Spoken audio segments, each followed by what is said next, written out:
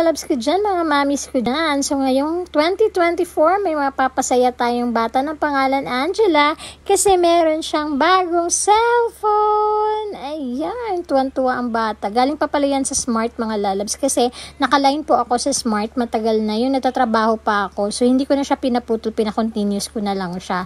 So since patapos na yung contract ko, ayan, nag-renew po ako kasi every 2 years po ang renewal ng contract sa Smart. So every 2 years, meron kang bagong cellphone, depende po sa plan na kinuha mo. So magbe-base sila doon at titingin ka kung anong phone ang pwede mong ma-free. Kung gusto mo naman ng mas mahal na cellphone, ayan, magdadagdag ka monthly. Pero since ngayon naisip ko na hindi ako kukuha ng bago kong cellphone, kaya ibibigay ko kay Angela. So wala po akong ginawang cash out dyan, mga lalabs. So ayan, diba? Tuwang-tuwa siya kasi meron pa siyang free na earbuds. Si mami din tuwang-tuwa kasi may binabalak ako na baka ako na lang ang gagamit na, diba? Charot lang.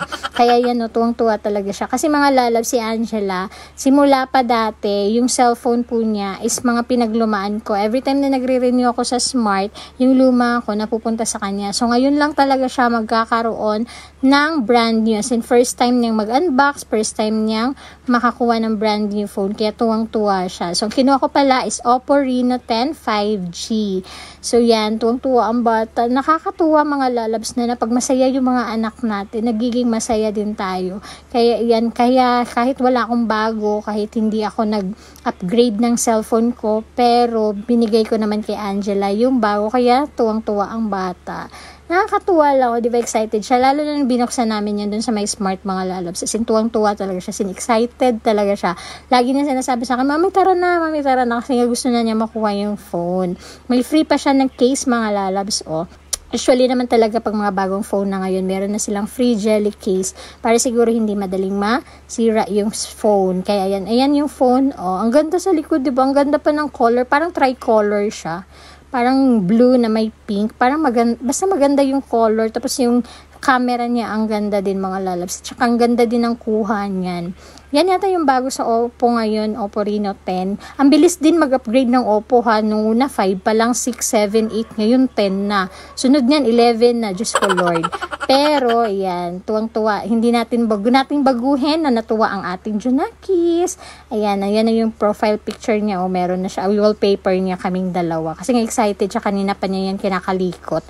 O, diba? Tuwang-tuwa talaga yung anak ko. Nakakatuwa. Kasi first time niya talagang magkaroon ng brand new phone. Tsaka inantay na talaga yan. At gusto niya kasi din ng Android. Dati kasi Apple ang gamit niya. Ayan, no, meron siyang 256 GB. Di ba malaki? Yung dati niyang phone kasi nasa 16 gig lang.